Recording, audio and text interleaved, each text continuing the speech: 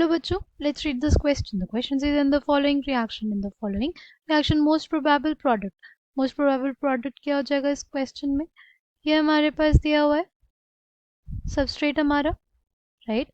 OH minus दिया और मुझसे बोला है कि SN2 रिएक्शन करानी है सेंटर पे, right? Key concept for this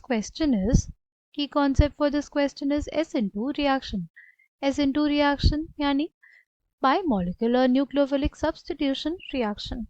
bimolecular nucleophilic substitution reaction, right? इस रिएक्शन की खासियत क्या होती है? इस रिएक्शन की ये खासियत होती है कि ये सिंगल स्टेप रिएक्शन होती है. क्या होती है? एक सिंगल स्टेप रिएक्शन होती है, राइट?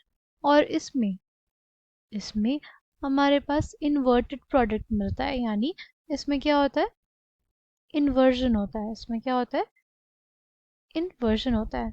ठीक, ये हमारे पास कोई सबस्ट्रेट है, ये न्यूक्लियोफाइल होगा, वो जाके हमारे सबस्ट्रेट पे बैक साइड अटैक करेगा और हमारा जो लिविंग ग्रुप है वो लीव कर जाएगा, राइट? ये सारा साइमल्टेनियसली एक ही स्टेप में होता है, right? With the help of a transition state. ये हमारे लिविंग ग्रुप और जो हमारा एल्किल्स होगा उसकी बॉन्ड टूटेगी और न्यूक्लियोफाइल और एल्किल की बॉन्ड बनेगी. ठीक, ये कुछ ऐसी ट्रांजिशन स्टेट हमारे पास हमें देखने को मिलती है इसमें, राइट? और हमें क्या मिलता है? इन्वर्टेड प्रोडक्ट देखने को मिलता है इसके केस में. ठीक है, अगर बात करें यहाँ पे, ये हमारे पास है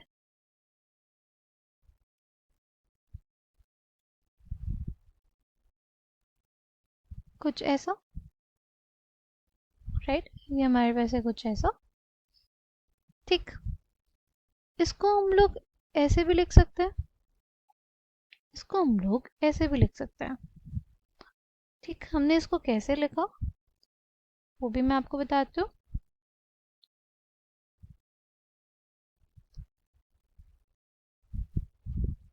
सी, हमने क्या किया? इसको कांस्टेंट कर दिया, राइट? इसको हमने क्या कर दिया? कांस्टेंट कर दिया. फिर हमने एक रोटेशन कराया तो CH3 यहाँ पे, H यहाँ पे, Br यहाँ पे आएगा. फिर एक और बार रोटेशन किया तो Br यहाँ पे, राइट? ये जो CH3 था ये यहाँ पे, और ये जो H यहाँ पे पहुंच गया था ये H यहाँ पे, यानी ये स्ट्रक्चर हमारे पास फॉर्म हो जाएगा, राइट? अब इस पे क्या होगा? हमारे न्यूक्लियोफाइल का बैक साइड अटैक होगा. तो हमारे पास ये Br निकलेगा, राइट? और OH को यहाँ पे जुड़ेगा, इस वाले साइड पे OH जुड़ेगा. ठीक, ये हमारे पास प्रोडक्ट बन जाएगा इसका, राइट? ये हमारे पास इसका प्रोडक्ट बन जाएगा. इसको एक और तरीके से चेक कर सकते हैं. ठीक है, इसको हम लोग न बोले नंबर 1, प्रायोरिटी दे रहे हैं अपने ग्रुप्स को, राइट? ये हमारे पास नंबर 2, ये हमारे पास नंबर 3 और नंबर 4. देखो, हमारे पास जिसका मॉलिक्यूलर मास, जिसका एटॉमिक मास बहुत ज़्यादा होगा उसको सबसे पहले प्रायोरिटी मिलती है, राइट? इसलिए 1 इसको दिया हमने. फिर यहाँ पे हमारे पास कार्बन आया, इस कार्बन से एक मेथिल ग्रुप, एथिल ग्रुप और हाइड्रोजन जुड़ा हुआ है, और इस कार्बन से सिर्फ 3 हाइड्रोजन जुड़े हैं, इसलिए इसको ज़्यादा प्रायोरिटी मिली. इसको प्रायोरिटी नंबर 2 दी हमने. फिर इसको हमने 3 दिया, इसको नंबर 4 दिया. अब 1 से 2, 2 से 3 चेक करेंगे. हमारे पास 1 से 2, 2 से 3, 1 से 2, 2 से 3 जाएंगे तो हमारे पास कौन सी डायरेक्शन है? ये एंटी क्लॉकवाइज डायरेक्शन है. और हाइड्रोजन हमारे पास हॉरिजॉन्टल लाइन पे. तो ये क्या हो जाएगा? होना चाहिए था ये R, क्योंकि एंटी क्लॉकवाइज डायरेक्शन में हमारे पास अगर हमारे ग्रुप्स होंगे तो वो S कॉन्फ़िगरेशन होती है. बट सिंस हमारे पास जो H है वो हॉरिजॉन्टल लाइन पे, इस वजह से ये कॉन्फ़िगरेशन हमारी चेंज हो जाएगी और इस सेंटर की कॉन्फ़िगरेशन क्या हो जाएगी? इस सेंटर की कॉन्फ़िगरेशन हमारे पास आ जाएगी R. सेंटर की कॉन्फ़िगरेशन हमारे पास क्या आ जाएगी? R आ जाएगी. अब हम नए प्रोडक्ट में देखते हैं.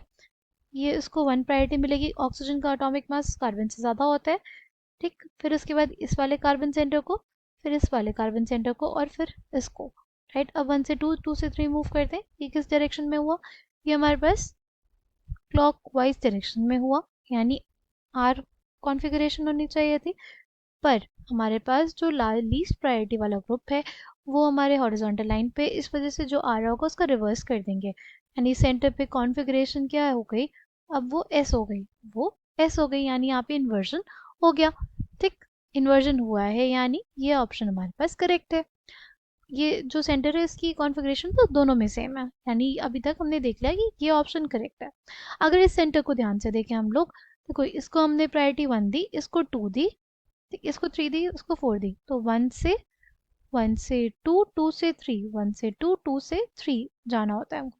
ये कौन से डायरेक्शन में हमने मूव किया? एंटी क्लॉकवाइज डायरेक्शन में, राइट। हमने मूव किया एंटी क्लॉकवाइज डायरेक्शन में। अगर एंटी क्लॉकवाइज डायरेक्शन में मूव कर रहे हैं तो एस कॉन्फ़िगरेशन होनी चाहिए थी, बट हॉरिजॉन्टल लाइन पे एच है हमारे पास, इसलिए वो बदल जाएगी कॉन्फ़िगरेशन, यानी आर हो जाएगी। बट यहाँ पे सेंटर पे आर कॉन्फ़िगरेशन है, पर अगर इन्वर्जन होगा तो कॉन्फ़िगरेशन चेंज होनी चाहिए, इस वजह से ये ऑप्शन हमारा गलत हो गया। अगर बात करते हैं हम लोग ऑप्शन सी की, अगर बात करते हैं किसकी? ऑप्शन सी की, तो हमारे पास क्या है? हमारे पास है C2H5, we have CH3, H,